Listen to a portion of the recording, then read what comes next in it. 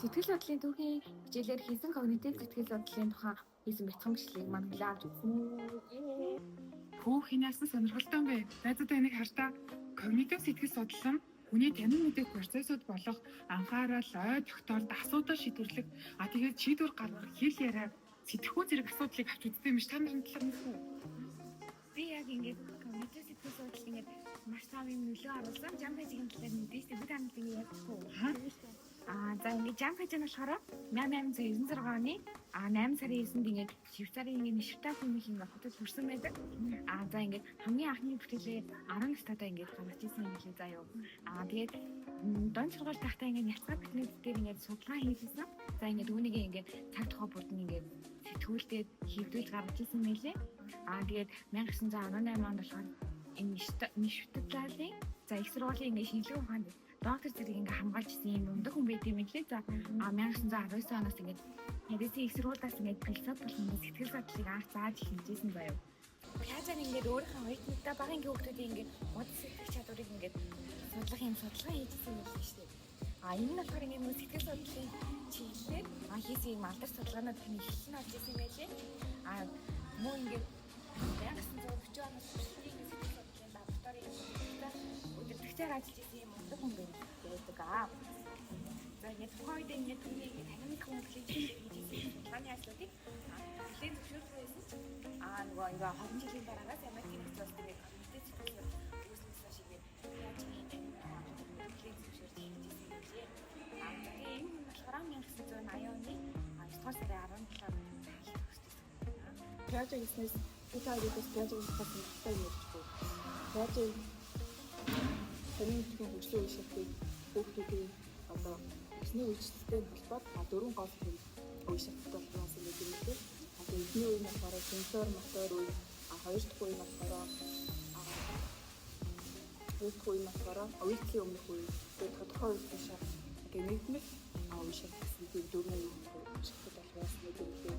Тэгээд сенсор мотор үе нь болохоор хүүхдээ эхний төрснөөс хойш эхний хоёр амьсгал хэрэгжилдэг.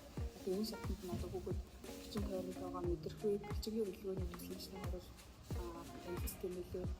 Тэгээд хүүхэд эхлээд үйлдвэрийн тусламжтай орчинтойгоо танилцдаг байсан бол хариу үйлдэл үзүүлдэг байсан бол тэрний анаандаа зорилго чиглэлтэй болоод хөгжөөд тэгээд хөгждөг гэсэн.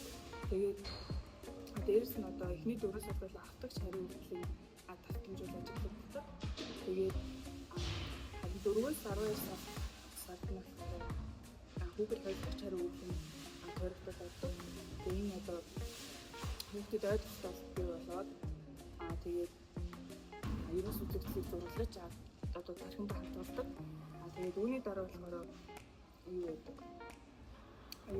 Айханд хадгалсан юм нэхэж тэгээд уйлах тийм хариу үйлдэлээр үзүүлэх юм гэлээ. Тэгээд 12-оос 24 сартаа 3 дахь хариу үйлдэл тохиолддог. Энэ нь одоо хүүхэд юмс үзэгдлийг өөр шинж чанартай гэдгийг бол таньж мэддэг. Одоо яагаад гэвэл жишээлбэл бөмбөгийг өмхөөсөд одоо ингээд бөмбөг өмхөхгүй байна. Харин үзэг удирдлага гэх мэт нөхөдөө манайгийн шинж чанарыг нөлөөлж таньж мэддэг юм лээ. За үүний дараа үйлсийн өмнөх үе энэ 2-оос 7 настай хэлчихдэг. Тэгээ үүний болохоор оюуны тодорхой үйлчлэлээс өмнөх үеийг бас эздэг юм лээ. Тэгээд энэ үед болохоор хийхээр яруу их хөгждөг тоногтой сэтгэж хийх юм лээ.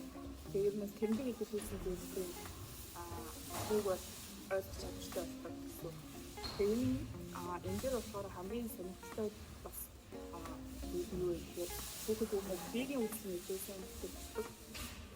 Одоо хүмүүсээс юм харамсах тэгээд өөрийгөө бүхний төмөс үзэх тэгээд өргөн тойрны хэмжээтэй өөрийнхөө хавч юм хавдаг. Энэ яагаад ингэж ийм зан харагдаа гэхээр хүүхэд би ингэж түүхээс тусаар зүйл юм байна. Тусаар хүндээ юм мэдэрч таньж мэдж байгаа үйл гэж үздэг. Энэний дараа тодорхой үйлсийн үе гэж байгаа. Энэ болохоор 7 сар үе гэсэн дээр тэгээд дараа дараагийн үйлсийг хийж тэгээд асуурын бодох чадвартай болдог. Тэгээд үнсэн ер нь чанар бас анхаарах юм дээр тэгээд наанагаа тийм бөмбөг зэмгэж чанарт нь анхаарах юм. Тэгээд хүмүүсийн санааг бол таних мэдрэмжийн нэгмэд мэдэрч эхэлдэг. Энэ одоо ээхүү бас үүсч эхэлж байна гэсэн. Тэгээд хамгийн сүүлийнх нь болохоор нэгдмэл үйлчлэг үү гэж байгаа. Энэ болохоор бол өсвөр насны үед ойлгож байна. Тэгээд юмсыг харьцаа хэмжээтэй надлал хипнотик үйлчлэг гэдэг юм болсон байна. Тэгээд өөрийгөө одоо нэм олох, бусдыг тайлбарлах чадварыг сонсдог. Энэ үеэр болохоор судлаачид хамгийн эрсдэлтэй үйл ажиллагаа хийсэн. Яа гэхээр одоо олон асуудлууд урагтал тэгээд тэргээ шийдвэрлэхийн тулд их өөр юм болдог. Тэгээд бас хямралын үйл ажиллагаа үүсэж болно. Тэгээд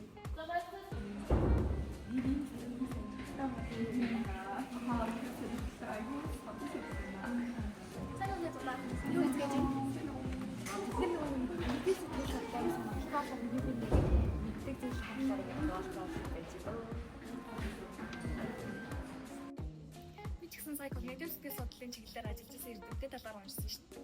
Танаас яриад өгөх үү? Ингээд Жорж Эрбитэж Миллер гэдэг хүн байгаа байхгүй юу?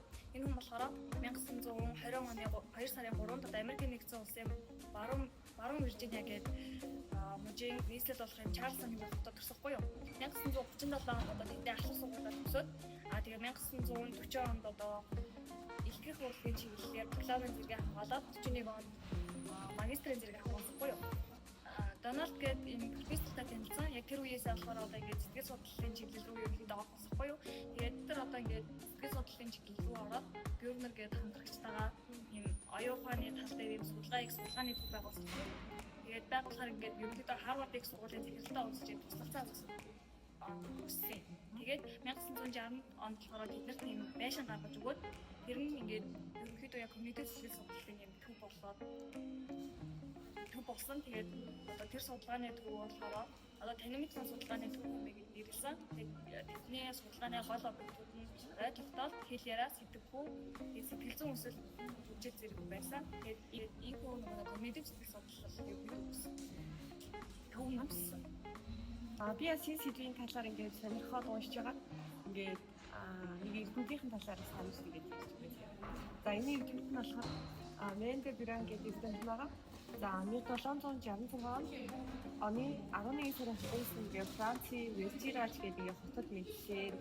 За энэ эрдэмт нь бол үзэхдээ ингээд ойр тогтоолт болон ингээд бүх тань мэдхүйн үндсэн туршил хэмээх ингээд механизмын үндсэн дээр ингээд явагдаж байдаг гэж үзсэн. За туршил гэдэг нь болохоор за энгийн автомат ингээд механизм боловч бидний ингээд өдөр тутмын амьдрал ингээд байн ингээд автомат ингээд хамт байдаг тийм үйл явц байгаа.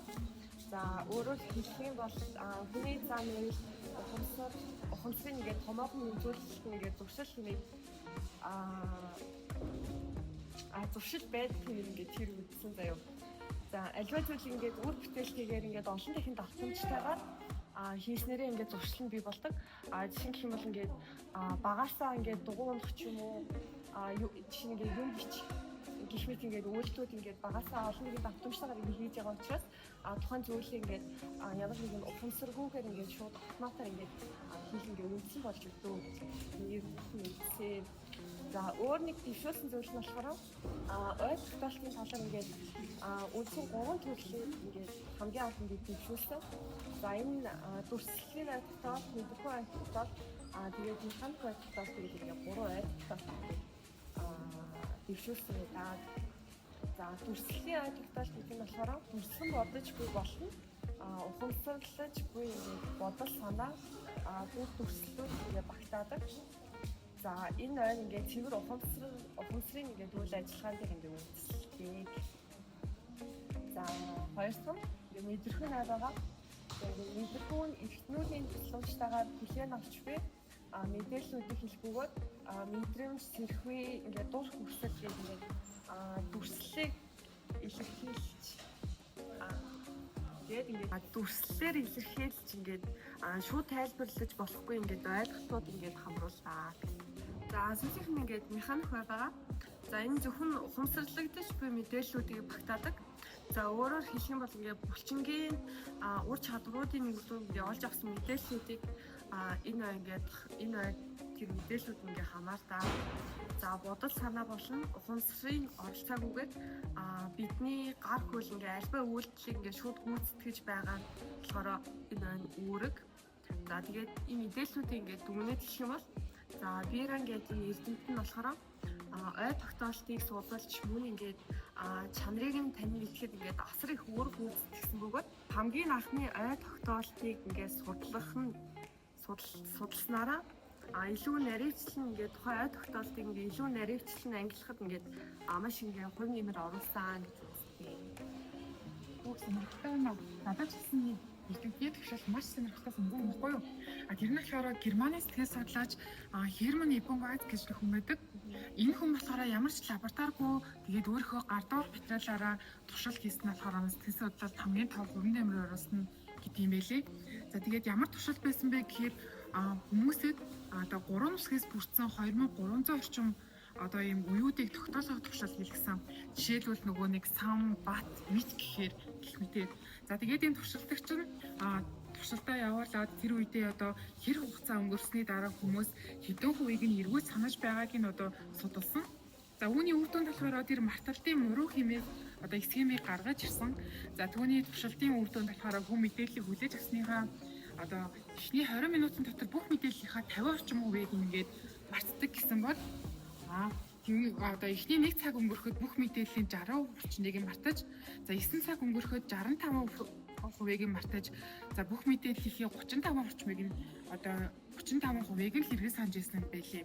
Тэгэхээр одоо энэ хамгийн сонирхолтой нь болохоор одоо цаг хугацаа өнгөрөх тусам марталт нь удаан явагдаж байгаа нь одоо ажиглагдсны үнэхээр сонирхолтой туршилт болсон гэж надад санагдчихэ.